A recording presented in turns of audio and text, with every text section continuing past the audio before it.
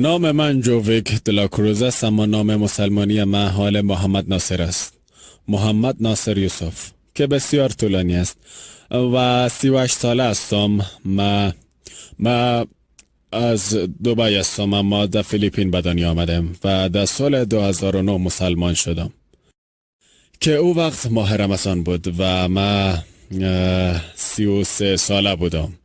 در حقیقت ما در اینجا دوستای زیاده داشتم که اونا مسلمان بودن و تمام اونا کوشش میکردن که مرا متقاعد بسازن یا تشویق میکردن تا اسلام را قبول کنم، اما در زمان عقیده ما به مسیحیت بسیار محکم بود. در زمان قلب و ذهن ما و افکار ما کاملا بسته بود و نمیتونستم مسلمان شوم. پس کاری که اونا در آخر کردن ای بود که تسلیم شدن، یا نمیفهمم، شاید ما قسم فکر میکنم، اما در آخر برم چند کتاب اسلامی را دادند.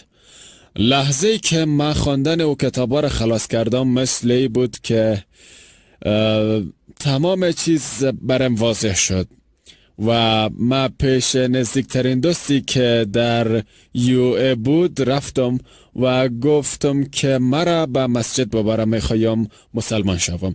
با کمک او دوستم ما فکر کردم که مرا فقط به یک مسجد میبره، اما او در جایش مرا به یک مرکز بزرگ اسلامی در شارجه برد و ما براش گفتم که چرا مرا اینجا میاره، به جایی که مسجدای بزرگ میتونیم برم چرا اینجا هستم. او گفت یک روز خاص برای ما و برای تو است.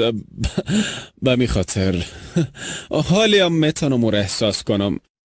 هر باری که ما او لحظه را به یاد میارم اشک در چشمایم جمع میشه و او گفت به خاطر که یک لحظه خاص زندگی تو و ما است، پس باید در یک جای خاص کلمه شهاده را بگویی.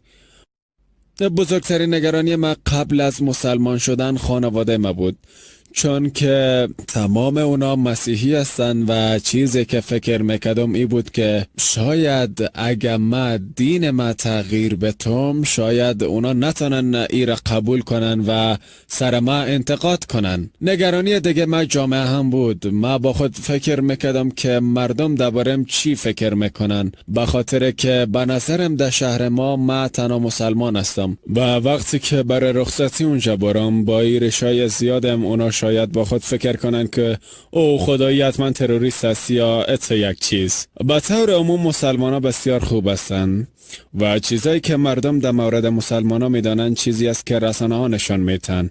از وقتی که مسلمان شدم تمام چیز برام واضح شده.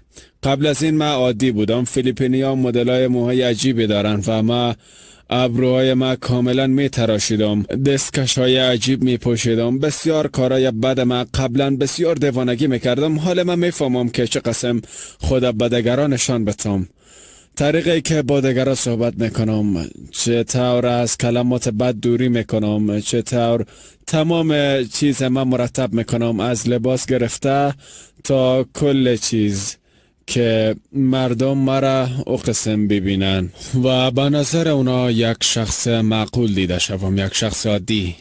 با خودتان فکر کنن، چون امکان داره که خانواده ما از ما روی بگردانه، اما ما باید به خود ما فکر کنیم و دین درست انتخاب کنیم. الله همیشه همراهتان است و شما دوباره متولد میشن و گذشتتان پاک میشه و انشالله تمام مشکلاتتان هم حل خواهد شد، به امید خدای بخشنده و مهربان.